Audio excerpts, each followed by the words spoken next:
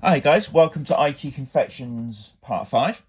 Today we're going to be talking about what's in the box. Many boxes from Intel exist in my collection. And what I'd like to do today is share with you all what we've got here. So this is a box device from Intel. It carries a Q code, Q02425. Q means it is a engineering sample from Intel. Engineering samples are CPUs that are not yet release quality. However, they're getting close. They're CPUs that Intel send out as samples, hence engineering samples, to resellers and more often than not manufacturers of computers, so that they can look at how they integrate into their systems, devices, and what, if any, corrections need to be made. So this is a 486 device that's in this box. Oh, I've spoilt it now, haven't I? Let's open it, see what's in there. I'm sure you're all absolutely on the edge of your seats. Okay. So, we've got a box in a box. Oh, good job it's not past the parcel, hasn't it?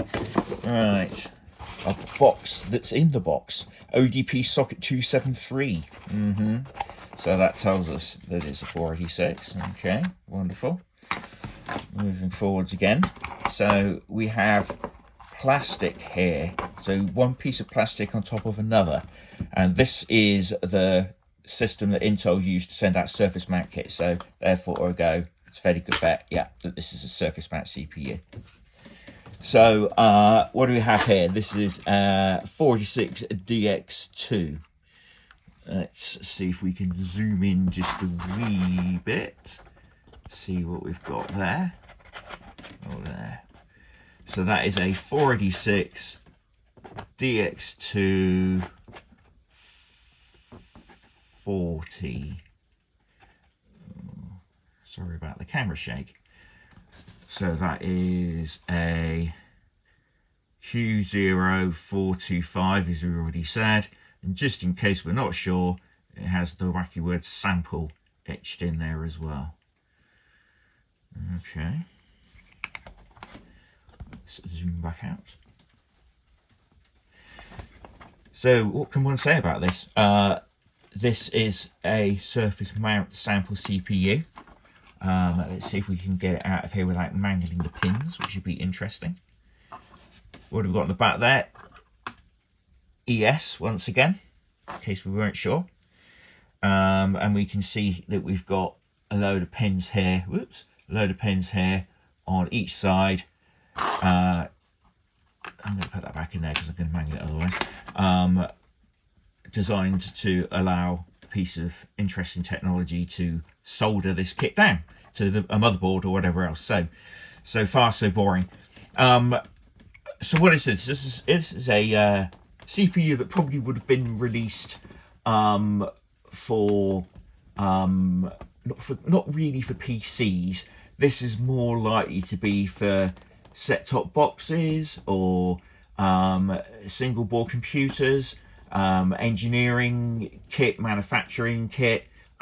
Usually it is a low power draw CPU that is not really necessarily designed to be the most performance, to have the most performance in it, but more often than not it's designed to be the lowest power draw and the most reliable. More often than not as well, they're released a bit further into the life cycle of a CPU. So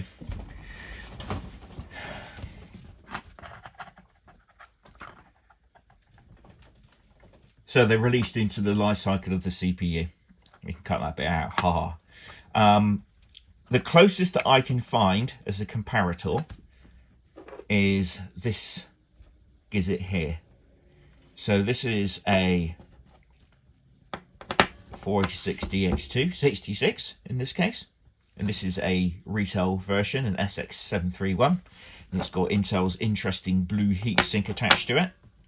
But this is more the sort of CPU that you would purchase to put it into your desktop. So as you can see, you've got pins that go into ZIF0 insertion for sockets, socket 3 or a socket 2 in the 486 case. So we can see here as an interesting comparator, the DX240 is a wee bit smaller, but most interestingly, a lot thinner as well. Obviously not being ceramic, so it's plastic. One can bet here that this would have been pretty low power draw, which I've already said. Okay, let's scrap that. Not even sure whether this would need a heatsink. Probably not, being a DX240. So the DX2 means it's got a clock multiplier built into it. This was one of the very first examples of CPUs released where the speed of the bus was unlocked from the speed of the CPU. So in the past, you would have had a 386 DX33, let's say, which would be 33 megahertz clock and a 33 megahertz motherboard speed. Now, obviously, that's going to become a real problem if that's allowed to go on for too long. And once Intel got up to 50 megahertz, the 486 DX50, the motherboard started to become extremely unreliable and a right pain in the bum to get right. I worked in the industry around that time, and people just didn't sell DX50s in the end after the first or second example of pain as a supplier, because you just couldn't get the motherboards to work right. So Intel unlocked the two, as I said, they unlocked the motherboard speed and the speed of the CPU, and started to put a multiplier inside the chip, which was a fixed multiplier of ×2 in this case. So they released the 486 DX266 with a 33 megahertz motherboard, 66 megahertz CPU. And in this case, it would be a 20 megahertz motherboard and a 40 megahertz CPU.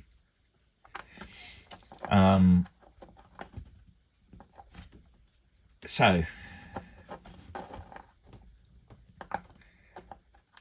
what else is there to say, really?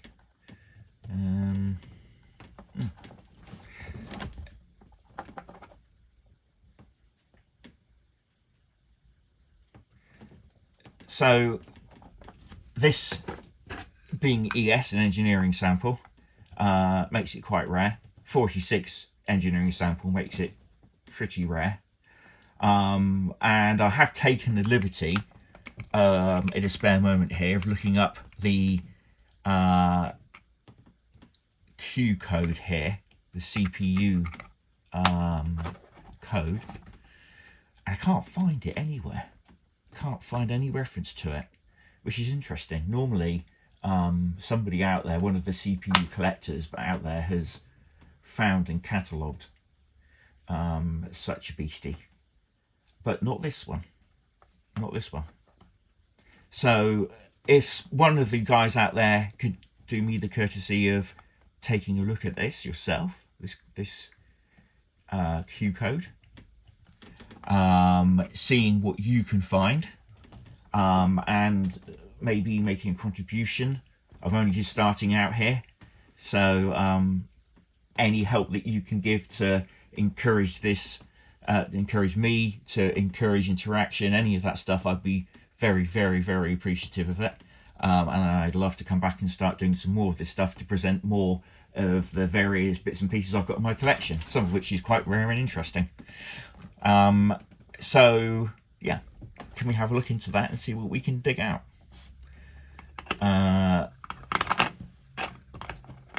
Any thoughts and concerns?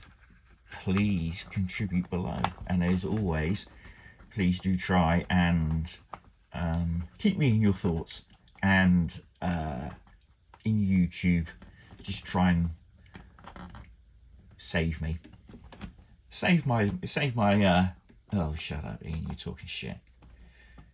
Anyway,